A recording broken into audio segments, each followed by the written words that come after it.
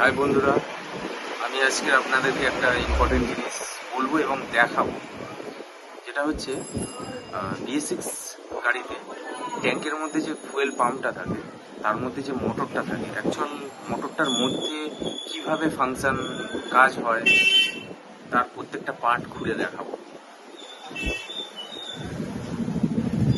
এই দেখুন, মোটরের ভিতরের অংশ এটা দেখতেই পাচ্ছেন। দুদিকে দুটো কার্বন আছে, আর সাইড ওয়ালের মধ্যে ম্যাগনেট রয়েছে, দু সাইডে দুটো ম্যাগনেট রয়েছে, আর এন্ডে দুটো কার্বন আছে। এবার আর্মিচারের দিকে আসি। এটা দেখুন, কার্বনটা ঠিক এই পজিশনটা প্লে করে, এটা ঠেকে থাকে, এবং যখনই এর মধ্যে 12 ভোল্ট আসে তখন এটা ঘুরতে শুরু করে। পেট্রোলটা কিন্তু এর মধ্যে দিয়েই পাস হয়, পুরোটা পেট্রোলটা এর মধ্যে দিয়েই পাস হয়। আচ্ছা, তার মধ্যে আরেকটা অংশ হচ্ছে যেটা হচ্ছে আপনার ঠিক জেটের মতো কাজ করে। এটা যখনই ঘোরে পিছন দিকে মোটরের সাথে, তখনই এটা দিয়ে পেট্রোলটা সাকশন হয়। টোটাল জিনিসটা আপনাকে একবার মোটরটা অ্যাসেম্বল করে আমি দেখাচ্ছি।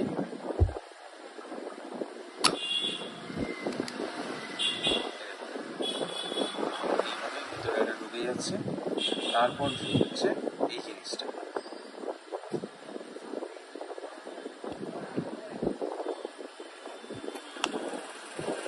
এইভাবে চলে যাচ্ছে।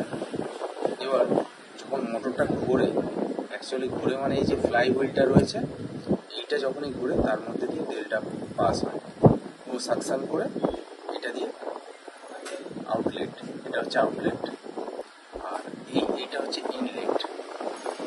এটার মধ্যে এইরকম কাটিং করা আছে, এটা এর মধ্যে এইভাবে প্রেস হয়ে যায়। বুঝতে পারছেন, পাম্পটা এইভাবে পুরো সিল করা থাকে। এইভাবেই পাম্পটা কাজ করে। অ্যাকচুয়াল পাম্পটা কিন্তু জাম্প হওয়ার মূল কারণ হচ্ছে, আমি দেখিয়ে দিচ্ছি, সেটা হচ্ছে এই পোর্শনটা।